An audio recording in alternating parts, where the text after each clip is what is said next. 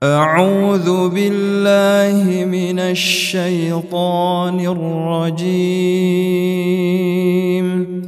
بسم الله الرحمن الرحيم.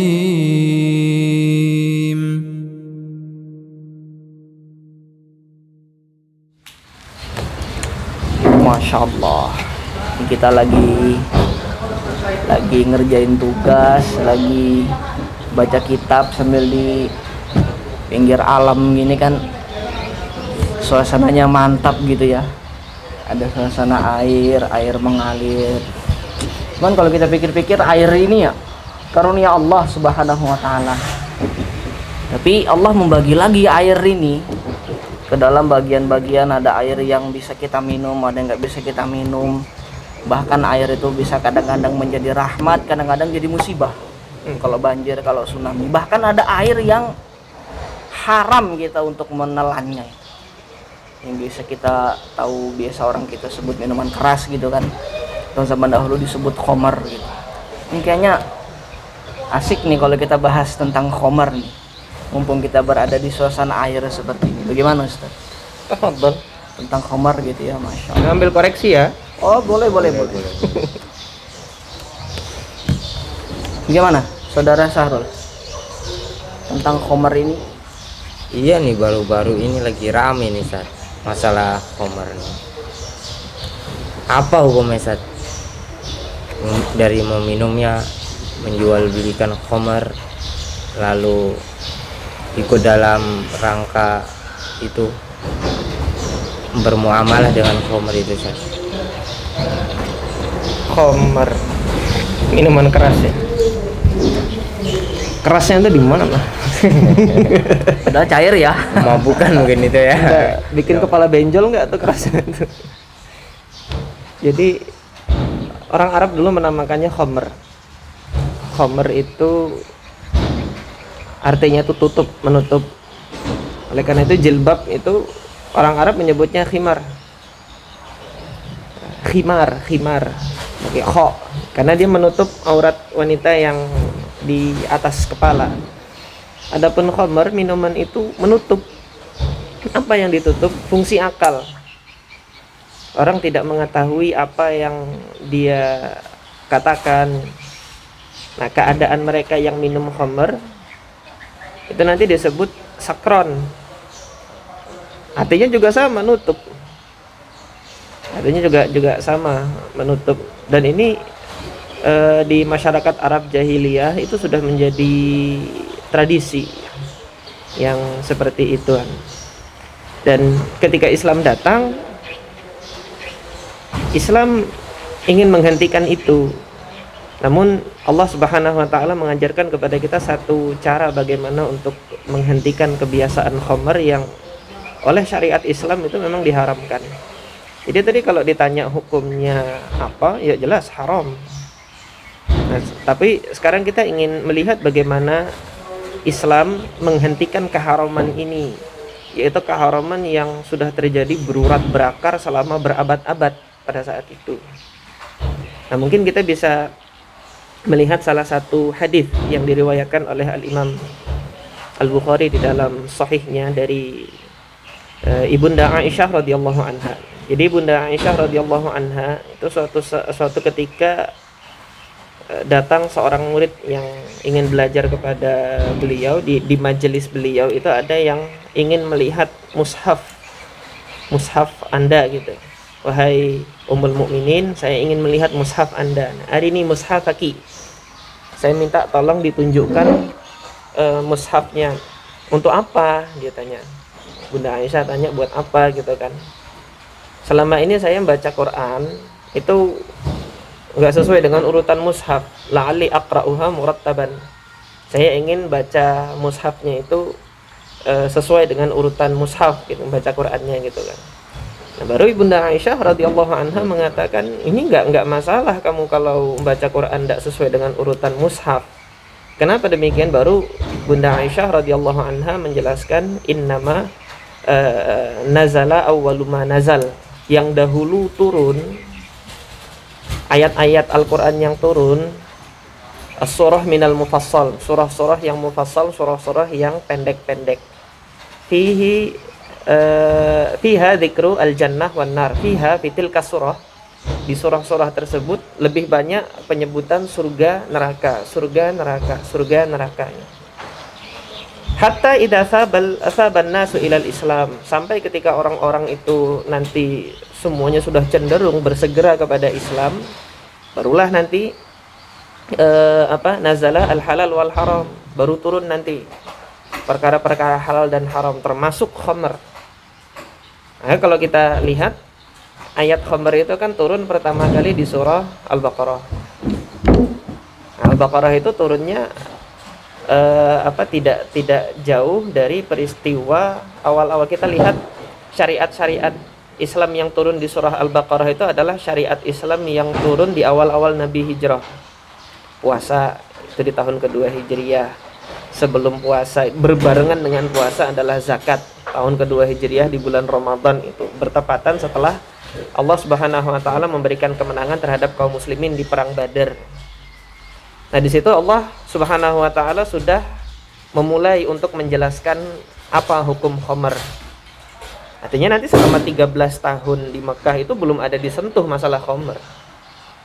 1 tahun setelah hijrah belum ada disentuh masalah khamr. Baru masuk pada tahun kedua Allah Subhanahu wa taala sudah mulai di situ. Nah, di dalam surah Al-Baqarah itu, yas'alunaka 'anil khamr. Mereka tanya kepada engkau wahai Muhammad tentang khamr. Qul, katakan, fihi ma itsm. Di dalam keduanya itu ada khamr dan judi itu kan berbarengan. Di dalam keduanya itu ada apa? Ada perbuatan dosa. Nah, namun di sini Al-Qur'an masih lembut mendialogkannya. Ada manafi' juga, ada manfaat juga. Iya, memang ada manfaat gitu kan kata Quran. Tapi gitu kan, itsmuhuma akbaru min naf'ihima. Dosanya itu lebih besar daripada manfaatnya. Kira-kira manfaat apa sih dari khamr itu gitu kan? Al-Quran itu masih menyebutkan ada manfaat. Iya, ada manfaat. Tentunya kalau ada manfaat yang tidak bisa lebih utama daripada pahala, thawab, kemudian Allah Subhanahu wa taala menyebutkan di situ ada dosa yang lebih besar daripada manfaatnya itu, ini kan isyarat. Manfaat ini tinggalkan, karena ini manfaatnya nggak bermanfaat gitu loh. Manfaat tersebut nggak bisa menggugurkan dosa, karena dosanya lebih besar. Nah, ini bahasa Al-Quran seperti itu. Ini kata Bunda Aisyah radhiyallahu anha, kembali tadi kan kepada cerita beliau. Baru turun nanti halal dan haram itu turun kemudian. Nah, kata Bunda Aisyah, walau nazala awwala marrah la tashrabul khamr. Kalau pertama kali ayat yang turun itu adalah jangan kamu minum khamr, kata Bunda Aisyah. Mana da'ul khamra abada. Kami enggak akan meninggalkan khamr ini selama-lamanya. Kira-kira pelajaran apa yang kita ambil dari sini? Kalau di sini saya melihat ada pelajaran dari hadis yang diriwayatkan oleh Imam Bukhari tadi yang berkenaan dengan kisah Bunda Aisyah radhiyallahu anha. Artinya di sini seseorang ini baru akan berhenti dari keharaman kalau keimanan itu masuk ke dalam dada, masuk ke dalam hati. Oleh karena itu tadi diisinya dengan apa? Ayat-ayat surga neraka, ayat-ayat surga neraka. Maksudnya apa sih? Manusia ini diarahkan kepada orientasi berpikir yang tujuan hidup ini adalah tujuan akhirat. Dan orang-orang yang berpikir tentang khamr, baik hari ini maupun di masa Nabi SAW, pikirannya itu kan bukan pikiran tujuan akhir dari hidup. Tapi orientasi berpikir mereka itu bagaimana mereka itu dapat profit dari penjualan gitu kan. Terus kemudian puas, senang, dia mabuk-mabukan, senang-senangan gitu, foya-foya seperti itu, hambur-hamburkan harta.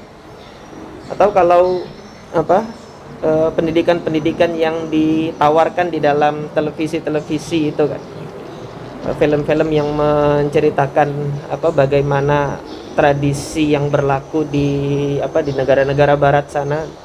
Ada permasalahan sedikit, larinya ke bar, minum khamr. Masalah ini berantem sama istri, lari ke bar, minum khamr sampai mabuk. Itu secara tidak langsung kan televisi ikut mengedukasi bahwasanya khamr ini adalah solusi. Tapi faktanya khamr solusi enggak? Yang berantem sama istri terus kemudian mabok-mabokan apa baikan besoknya? Enggak, tambah ditempeleng sama istrinya. Karena ini tambah nempeleng lagi sama istrinya. Ketika dalam keadaan mabuk, terjadi kekerasan rumah tangga. Ini solusi atau bukan solusi yang kayak gitu? Kan bukan solusi ya. Jadi seperti itu kita melihatnya dalam bagaimana Islam itu mengajarkan seseorang untuk mencegah kemungkaran. Arahkan dulu seseorang itu kepada orientasi akhirat. Jadi mereka nanti yang kalau misalnya ada ya pihak-pihak yang membela mati khamr itu. Artinya mati-matian membela khamr, mati-matian memperjuangkan minuman keras. Itu bisa dipastikan keimanan terhadap hari akhir itu belum masuk ke dadanya. Maka PR kita pertama kali bagaimana memasukkan Islam ini ke dada mereka, keimanan terhadap hari akhir ini ke dada mereka bagaimana. Karena itu tadi ayat halal haram begitu langsung disampaikan kepada mereka yang melakukan keharaman, nggak akan berhenti dia kalau keimanan itu belum masuk ke dalam dada mereka. Sementara itu kita lihat Nabi SAW memasukkan keimanan ke dalam dada para sahabat itu 13 tahun lamanya, mulai di Mekah, baru nanti perlahan kewajiban halal dan haram itu diperintahkan oleh Allah Subhanahu wa taala. Jadi seperti itu. Terus kalau begini Ustaz, kalau ada orang beralasan kan ada manafiknya, ada sisi manfaatnya. Berarti ada sisi maslahatnya itu khamr itu. Maka suatu saat kalau kita berada di dalam satu kondisi di mana maslahat itu lebih besar, maka khamr itu bisa berubah hukum menjadi kontekstualisasi hukum lah, ibarat kata gitu. Ketika kita berada dalam konteks di mana khamr itu timbul maslahat yang lebih besar, maka dia bisa berubah hukum menjadi halal. Itu bagaimana itu Ustaz? Kalau yang seperti itu saya minta contohnya dulu. Kalau belum ada contohnya saya nggak bisa memberikan memberikan gambaran. Kan belum tergambar. Tadi Al-Qur'an mengatakan iya ada manfaat, iya ada maslahat. Tapi Quran mengatakan maslahat ataupun manfaat itu tidak lebih besar daripada madaratnya gitu kan. Kalau kemudian kita berandai-andai suatu saat nanti akan ada maslahat yang lebih besar dalam khamr itu melebihi besarnya artinya dosanya itu bisa dikalahkan besarnya dengan manfaat yang ada di khamr tersebut, apakah kemudian kita berandai-andai bahwasanya suatu saat Allah Subhanahu wa taala mentakdirkan adanya kebalikan dari yang Allah kalamkan di dalam Al-Qur'an? Apa kita berandai-andai seperti itu? Tapi di sini mohon maaf saya belum bisa melihat gambarannya kalau begitu.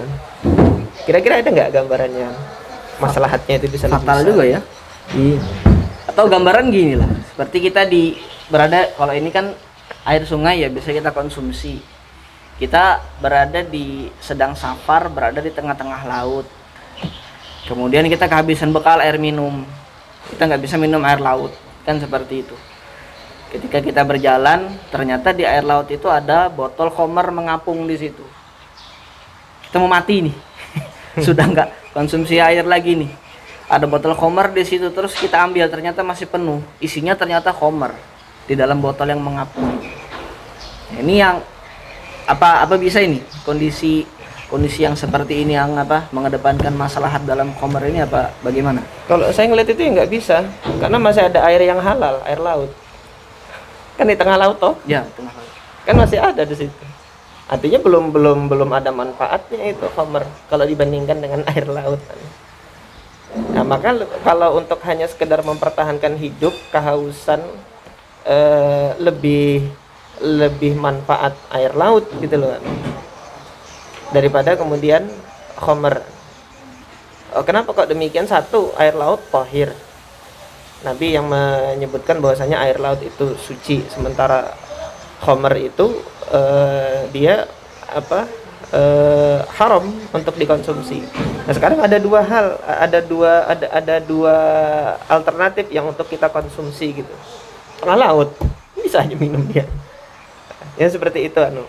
Kalau gambarannya itu loh, kalau gambarannya yang seperti itu tadi anu. Nah, terus kemudian kalau dilihat juga dari sisi kesehatan ya. Tubuh ini Allah Subhanahu wa taala sudah buat mekanisme penolakan terhadap sesuatu yang enggak ada manfaatnya bagi tubuh. Bisa dicek ya. Mungkin pihak-pihak yang sering mabok-mabokan itu, kesehatan levernya coba dicek. Kesehatan lever dicek. Itu sebagian dari mereka yang mungkin dahulu mudanya itu sering mabok-mabokan, terus kemudian insaf gitu ya, nggak mabok-mabokan lagi gitu kan, karena sudah sadar dulu masa muda memang nakal gitu, terus sampai pada masa tua. Biasanya di antara penyakit mereka yang rentan kena itu kolesterol. Kenapa kok bisa kolesterol sih? Allah Subhanahu wa taala menugaskan organ tubuh kita ini yang mengolah lemak, yang dia punya tugas metabolisme lemak. Ketika ada lemak masuk ke dalam tubuh gitu kan, yang mengolah lemak tersebut dibutuhkan atau tidak oleh tubuh itu adalah lever, hati. Nah mereka yang dahulunya pernah mengkonsumsi khamar, mabuk-mabukan, itu secara tidak sadar, tidak dia sadari gitu loh. Kalau dia tahu ilmunya dia sadar harus, tapi karena dia nggak tahu ilmunya dia sudah merusak lever, hati itu rusak. Jadi Allah Subhanahu wa taala nggak mungkin menjadikan sesuatu yang haram itu memberikan manfaat bagi tubuh ini ya.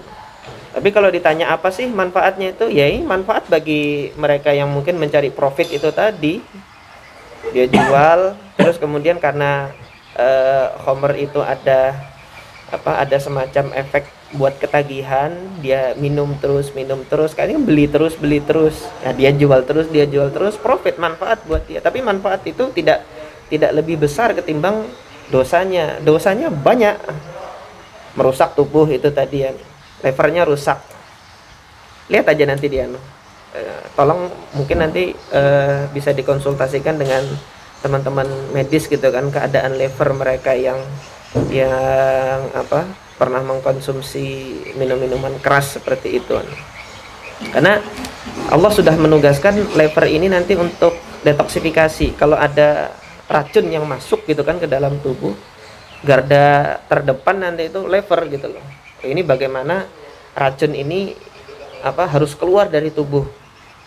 Maka dikeluarkan melalui urin, dikeluarkan melalui keringat, seperti itu yang bertugas lever. Nah, ketika seseorang nanti dimasukkan khamar, terus dimasukkan khamar, lama-lama kan levernya lelah. Ketika levernya lelah ya sudah, sampai pada batasnya masuk sesuatu yang harus dia olah, kena lemak sedikit, sudah nggak bisa lagi untuk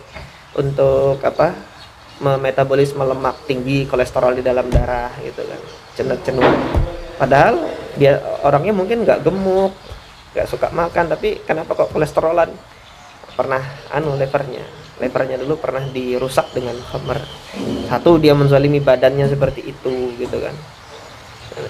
Ini dari kemudian yang kedua, ketika nanti dia mabuknya sampai menutup akal itu tadi kan, karena tadi dinamakan khamar, dia menutup fungsi akal. Nah, ini ketika akalnya ini ditutup berfungsi, dia nggak mengetahui apa yang dia ucapkan, yang Allah tegaskan dalam Al-Quran di surah An-Nisa itu ayat 43, hatta ta'lamu ma taqulun. La taqrabus salat wa antum sukara, hai orang-orang yang beriman, la taqrabus salat wa antum sukar, jangan kamu dekati salat sementara kamu masih dalam keadaan sukran, dalam keadaan mabuk. Hatta ta'lamu ma taqulun. Jadi dia nggak sadar dia ngomong apa. Yang saya khawatirkan ketika dia ngomongnya ngelantur, kemudian dari pihak sana ada yang menyangkanya ini orang nggak benar, menghina saya, ente ngece, berantem gitu kan. Asalnya dari mana?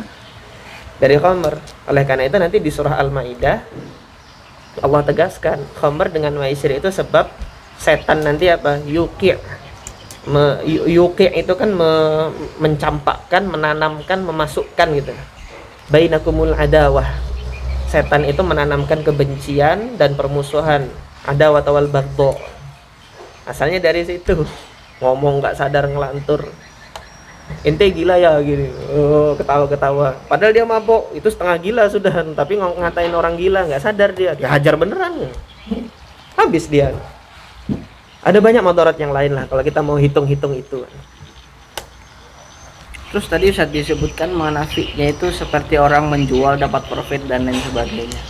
Kalau ada orang beralasan, aneh nggak ikut minum kok, tapi dia jual, tapi dia tidak ikut-ikutan minum, itu gimana itu Ustaz? Ya, dia ikut andil. Termasuk membuka pintu. Dia buka pintu, dia ikut andil. Udah tahu kalau ketemu dia nanti berantem. Udah tahu kalau nanti tikus dikasih kucing, kucing dikasih tikus, dingap sama kucing gitu kan. Udah tahu begitu kan. Sementara nggak usah tikus deh. Tikus kan memang nggak punya manfaat gitu loh. Artinya udah tahu kalau sekam dikasih api itu akan kebakar gitu loh. Kok malah dikasih sekam gitu loh. Harusnya apinya dimatiin, rumah kebakaran, malah dikasih serbuk gergaji gitu. Ya tambah kebakaran dia, tambah gede apinya, bukannya disemprot gitu kan. Ya saya nggak ikut ngebakar, cuma saya kasih sekam situ biar tambah gede gitu. Ya saya nggak ikut minum, cuma ada orang sudah berdosa, saya jual begitu tambah dosanya. Jadi apa jadi? Bisa dimengerti nggak kayak gini? Atau kita mau cari perumpamaan lain yang seperti itu? Artinya memang harus kita tutup rapat-rapat peluang untuk mendapatkan homer ini ya. Ya harus. Entah yang meminumnya, entah yang mengedarkannya, entah yang jangankan mengedarkan berarti Ustaz ya, mendukung pengedaran tersebut berarti sudah ikut andil. Nah itu kan sudah Allah tegaskan dalam Al-Quran, wala ta'awanu 'alal itsmi wal 'udwan. Nggak boleh ikut andil. Ta'awanu tolong menolong, ikut mempermudah, ikut andil mempermudah terjadinya al-itsm, perbuatan dosa, alal itsmi wal 'udwan. Nah sekarang khamr itu sudah itsm, dia berpotensi menimbulkan 'udwan, permusuhan, yang Allah tegaskan di surah Al-Maidah tadi. Ini Al-Maidah ayat 2 kan udah kasih muqaddimah tuh. Jangan tolong menolong dalam hal perkara perbuatan dosa dan permusuhan. Nah, salah satu di antara tolong menolong dalam perbuatan dosa dan perbuatan permusuhan nanti Allah sebutkan dalam surah Al-Maidah ayat 90 kemudian 91 itu tentang pelarangan khamr.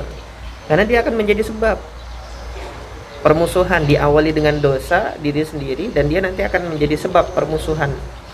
Otaknya nggak terkendali dalam berpikir jernih gitu kan. Setelah itu itu dari sisi yang mengkonsumsi. Nanti mungkin dari sisi yang memproduksinya gitu. Kalau nanti disenggol gitu bisnisnya dia di situ disenggol, marah. Ketika dia disenggol bisnisnya marah, melakukan segala cara bagi yang menyenggol ini harus dihabisin gitu kan. Permusuhan jadi seperti itu. Mudaratnya nggak satu aja tadi ya, banyak nanti mudaratnya kalau mau dihitung-hitung. Ustaz, ketika khamr itu maksudnya khamr itu tidak ditujukan untuk membuat mabuk atau membuat penghilang stres, tapi untuk penghilang rasa sakit. Lalu dalam Ustaz, Ana pernah dengar untuk nasi goreng atau mie goreng Ustaz, itu yang pernah Ana dengar dari teman-teman yang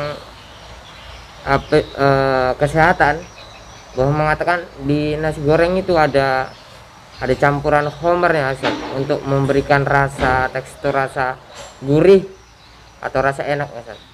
Nah, apakah itu termaksud dalam khamer Ustaz yang dilarang? Sajadan deh. Kok saya? Soalnya dia senang makan nasi goreng. Selama ada air kan debu itu nggak bisa dipakai untuk bersuci ya. Saya tuh ibarat debu, Satedir tuh ibarat air ya. Nah, Allah Ta'ala alam, saya nggak tahu ya bumbu nasi goreng apa yang bisa membuat mabuk itu. Ada minyaknya, semacam minyak yang memang itu dari fermentasi Nah, itu jika diteliti itu memang ada kadar alkoholnya, akan khamer gitu. Nah, itu memang ada sebagian teman-teman itu jika membeli nasi goreng tidak memakai itu, menyampaikan itu ke penjualnya.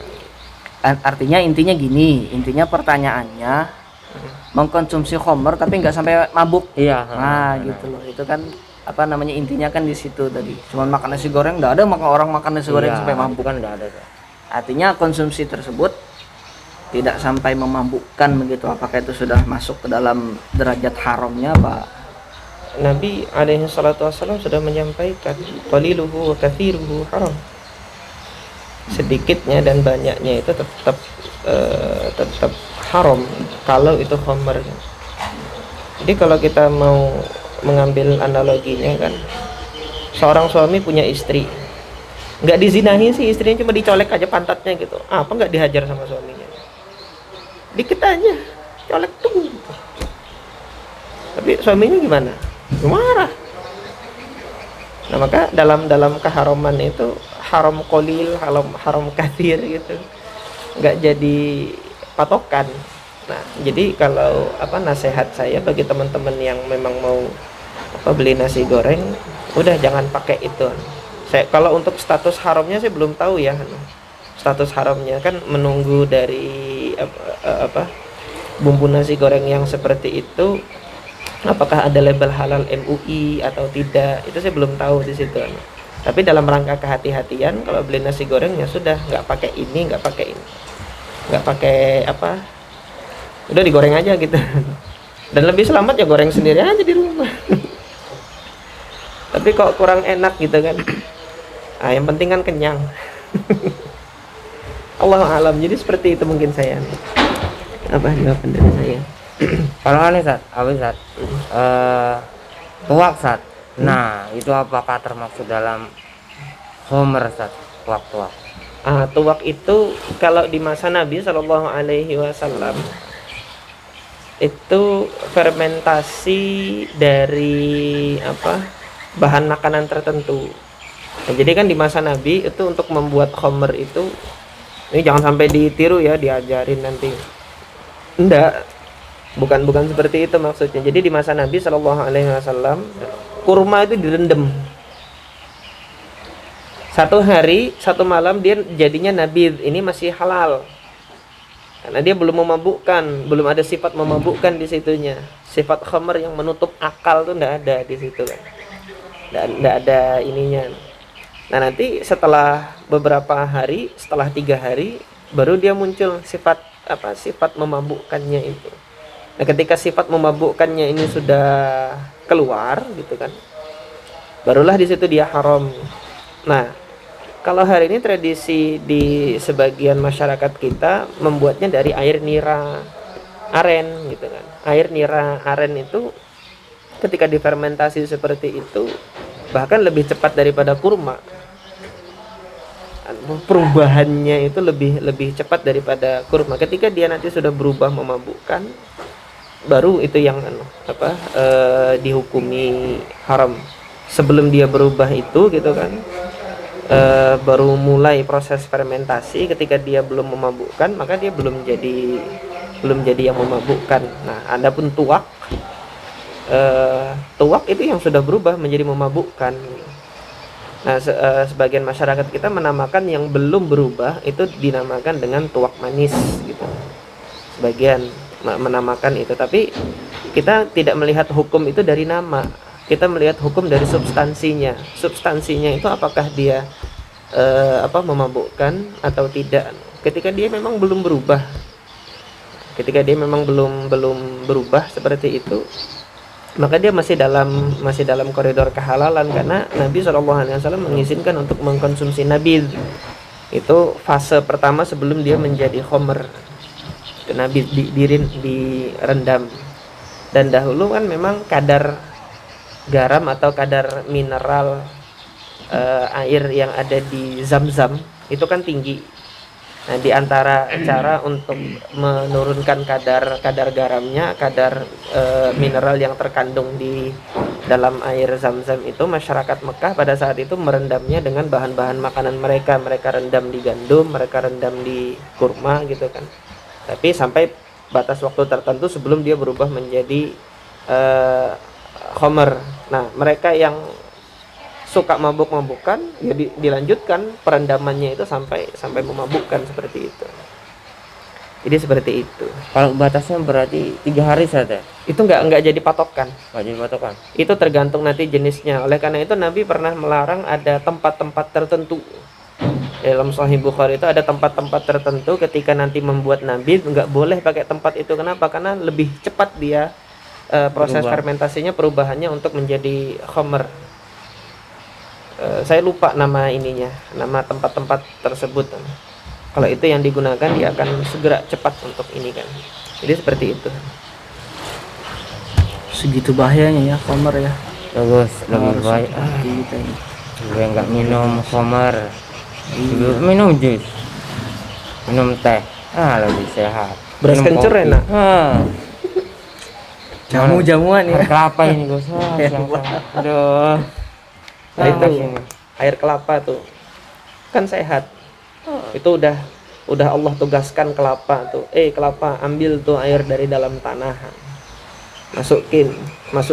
Masukin ke dalam batang-batang ente itu diperintahkan sama Allah.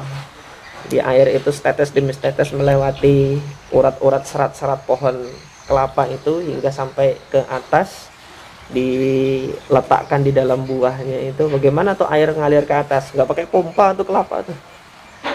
Dan subhanallah, ketika dilihat kaya akan asam amino.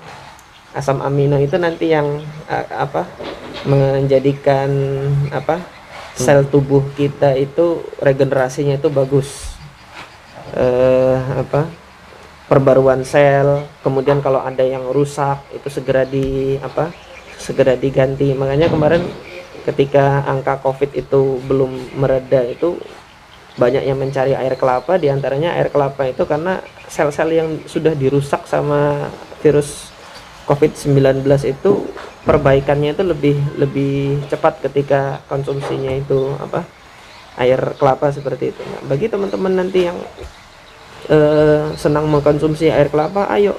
Di satu sisi nggak pernah yang dagang kelapa ini sampai jadi konglomerat perusahaan. Artinya kan masyarakat kecil yang dagang itu.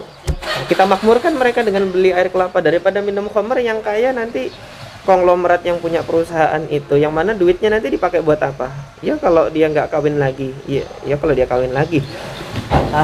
Kalau dia nanti main cewek gitu kan, kita ikut andil buat dia kaya, terus dia main main wanita, main cewek gini, mafsadatnya lebih gede lagi kan. Nah, sementara kalau kita beli air kelapa itu tadi kan pedagang-pedagang kecil kita makmurkan, kita sejahterakan dengan beli kepada mereka, alhamdulillah. Dan nggak lebih mahal tuh dari khamr, air kelapa. Lebih terjangkau. Insyaallah. Gimana Gus? Banyak faedah yang kita dapatkan, tapi ini kayaknya udah mau siang, udah waktunya makan siang. Masya Allah. Iya nih, koreksian belum selesai juga. Iya. Yang jelas hati-hati mengkonsumsi makanan zaman sekarang, harus ketat seleksinya, mana yang halal, mana yang haram. Hati-hati juga bermuamalah dengan makan dan minuman yang haram seperti itu ya. Mudah-mudahan kita dan keluarga selalu dilindungi oleh Allah. Amin. Jazakumullah khair. Jazakumullah khair. Barakallahu fikum.